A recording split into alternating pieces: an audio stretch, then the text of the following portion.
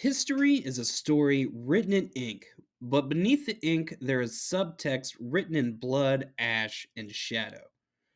Welcome back to Nerd Stuff and Things, and today we are going to take a break from the fictional weapons explained videos. We're going to do something a little different. We are taught that the world was built by kings, conquered by generals, and explained by scientists. But in every century, in every civilization, there existed a group of individuals who saw a different architecture to reality. Men and women who didn't want to live within the laws of nature, they wanted to rewrite them. They have been called many names: heretics, madmen, saviors, but history knows them best by one word: sorcerer. This video isn't about the wizards of fiction. This is about the supposed real ones. The figures who left behind physical records, historical witnesses, and grimoires that still exist in the vaults of our museums today. From the desert oases of ancient Egypt to the royal courts of Elizabethan England, we will see the miracles that defied kings, the duels that shook empires, and the rituals that claimed the souls of those brave enough to perform them. To find the origin of the craft, we have to go back to the dawn of civilization, back to a time when magic was as real as the stone used to build the pyramids. We begin 4,500 years ago with a man who could mend the broken thread of life itself. To the ancient Egyptians, magic wasn't a supernatural trick, it was the biological electricity of the universe. It was the force the gods used to bark the world into existence.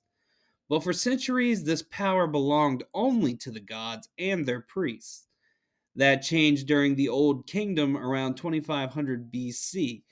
In the court of the pharaoh Khufu, the man building the Great Pyramid, a story began to circulate. It wasn't a story of a god, but of a man, a commoner, a sage, the first recorded magician in human history, and his name was Djedi. When the son of Khufu brought news of him to his father, the pharaoh, he described a man who had conquered time itself. At 110 years old, Djedi supposedly consumed 500 loaves of bread, a shoulder of beef, and hundreds of jars of beer every single day. His reputation was built on more than just his appetite, however. He was said to be a master of animals. He could walk a wild, man eating lion through the streets, the beast following him as submissively as a lapdog. Khufu was a man of absolute power, and absolute power is often cruel. To test this magician, he ordered a prisoner be brought forward out of their dungeons, and he commanded the old mage to decapitate the man and then use his magic to reattach his head. Here, in the very first recording of a magician, we see the birth of the mage's ethic. Djedi looked the most powerful man on earth in the eye and refused. "Not to a human being, my sovereign lord, for behold, it is forbidden to do such a thing to the noble cattle of God." To him, magic was a gift to protect life, not a plaything for tyrants. To satisfy the pharaoh's curiosity without bloodshed, he called for a goose instead. Djedi took the goose and severed its head. He placed the body at the eastern end of the hall and the head at the western end. He began to chant, his voice vibrating with the power of Heka. At first, nothing happened, but slowly the body began to waddle. It moved toward the west, and then the head began to hop towards the east. When they met in the center, the flesh fused, the feathers smoothed over, and the goose stood up and began to cackle as if nothing had ever happened. He repeated the feat with a long necked pelican and finally a full grown ox. With a slash of a blade and a few whispered words, Djedi had proven that the boundary between life and death was, for him, merely a suggestion. But Djedi was more than a performer, he was a keeper of a forbidden archive. Khufu asked him for the numbers of the secret chambers of the sanctuary of Thoth, the blueprints he needed to build his pyramid. Djedi knew where they were. He knew they were hidden in a flint box in the Heliopolis. But he refused to give them up. He prophesied that the secrets belonged not to Khufu, but to a dynasty yet to be born. Djedi left the place that day, returning to his bread and his beer, leaving behind a legacy that would echo for 4,000 years.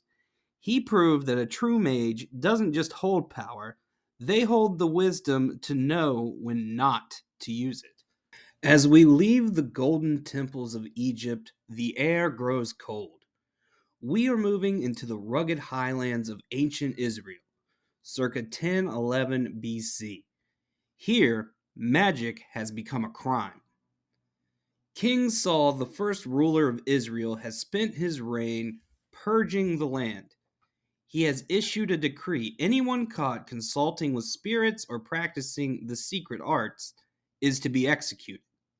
In the eyes of the law, the line between the living and the dead is a border that must never be crossed. But a law is only as strong as the man who makes it, and King Saul is a man on the brink of collapse. The Philistine army is gathered for war. Saul is terrified. He has prayed for a sign, but the heavens are silent. In his desperation, the king commits the ultimate act of hypocrisy. He removes his royal robes, puts on the rags of a commoner, and slips into the night. He is searching for a woman history remembers only as the Witch of Endor. In the original Hebrew, she is Ba'alat Ob, the mistress of the spirit pit. She is a survivor, living in a cave on the outskirts of society, practicing an art that could get her killed the moment she is discovered. When the disguised king enters her cave and begs for a séance, the woman is wary. She knows the king's spies are everywhere. She asks him, "Why do you lay a snare for my life?" Saul swears an oath of protection, an oath he has no right to give.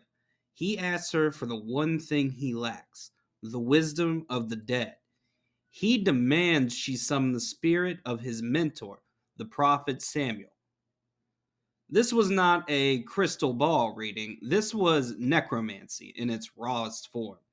The witch knelt by the Ob, the ritual pit that was believed to be a gateway to the underworld. She stares into the darkness and her voice changes. She cries out in shock as she realizes her client is the king himself. She gasps, "I see a divine being coming up out of the earth, an old man wrapped in a robe." He is cold, indignant, and lethal. He speaks with the voice of a man who has already seen the end of the book. He delivers 3 specific blows that shatter the king's will to live. First, Samuel strips Saul of his identity as a ruler. He tells the king that the crown has already been torn from his head and given to another, to David, the man Saul has spent years hunting. Saul realizes that his entire legacy has been erased before he has even died. Second, Samuel widens the scope of the tragedy. It is not just Saul who will suffer, but the entire nation of Israel. Because of the king's spiritual failure, the army he leads, the very men he is supposed to protect, will be delivered into the hands of the Philistines.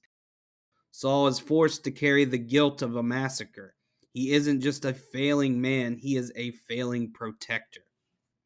Finally, the most personal blow: Samuel gives Saul a definite time of death. He tells the king that by this time tomorrow, Saul and his sons, including his beloved Jonathan, will be joining Samuel in the underworld. Saul is told that his bloodline ends with him. He will watch his children die, and then he will join them in the dust. The king collapses. He has not eaten for a day and a night, and the weight of his doom is too much to bear. This is where the story takes an unexpected turn. The Wicked Witch does not gloat. She does not turn him in. Instead, she shows a mercy that Saul never showed her kind. She kills her only calf, bakes bread, and feeds the man who has ordered the execution of her people. The Witch of Endor is the blueprint for the hag archetype, but she was far more complex. Her story created a divide in Western occultism that lasted for millennia. The idea that there is allowed magic and forbidden magic. She reminds us that the dead do not like to be disturbed and that the answers we find in the dark are rarely the ones we want to hear. Saul walked out of that cave a dead man walking. The witch remained in the shadows, a witness to the fall of Saul. In the year 1397, a man named Abraham of Worms left his home in Germany with a heavy heart. He was a scholar of the occult, but he was frustrated. He had traveled across Europe meeting the masters of his day, but he had found them all lacking. In Italy, he found magicians who used nothing but tricks and illusions. In Bohemia, he found dark sorcerers who made blood pacts with demons, a path Abraham found disgusting and soul crushing. He was searching for a magic that was holy, structured, and real. He was searching for divine science. His journey took him deep into the deserts of Egypt, to a small, isolated town along the Nile called Araki. It was here that he heard rumors of an ancient hermit living in a stone hut near a lone oasis. His name was Abramelin.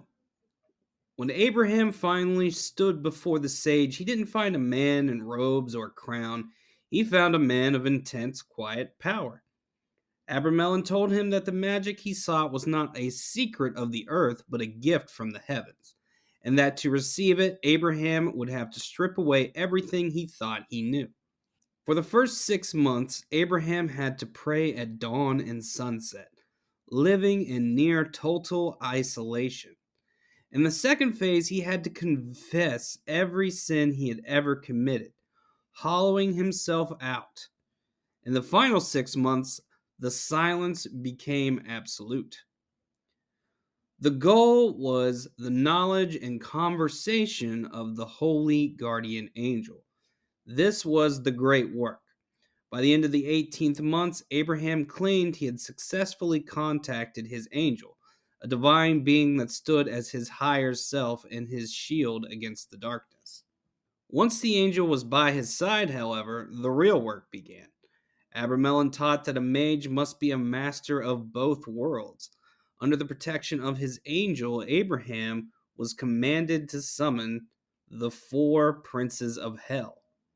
They were not beings to be worshipped, they were fallen servants to be put back to work. Abraham forced them to swear an oath of loyalty. They were compelled to hand over the magic squares, the mathematical keys to the universe. Abraham returned to Germany, but he knew he couldn't keep this power for himself. He spent his final years writing a massive letter to his younger son, Lamech. The letter became the book of the sacred magic of Abramelin the mage. Abraham warned his son that this path was dangerous, that any mistake in the 18th month ritual could lead to madness or even death. Abraham of Worms died a successful man, but his true legacy was the book. We've looked at 3 lives that spanned 3,000 years. Each of these figures represents a different branch of a forbidden archive. In Djedi, we saw magic as a physical wonder, the power to mend life and speak truth to kings. In The Witch of Endor, we saw magic as a shadow, a desperate bridge to the afterlife that came with a heavy cost. And in Abraham of Worms, we saw magic as a discipline, an 18th month siege of the soul to reach the divine. What connects these three? It's the belief that the world we see isn't the whole story. Djedi proved that the laws of biology could be bent. The witch proved that the boundaries of death were thin. And Abraham proved that with enough focus and purity, a human being could command the very forces of heaven and hell. They weren't just characters in stories, they were pioneers of the occult. They left behind the first records, the first ethics, and the first instruction manuals for the unexplained. That's going to do it for this video. I know this is a little different subject material than we've been doing lately, but hopefully you still enjoyed it. If you did, don't forget to like and subscribe to the channel, Nerd Stuff and Things, where we cover an array of different nerdy subjects. As always, thank you for watching, and until next time.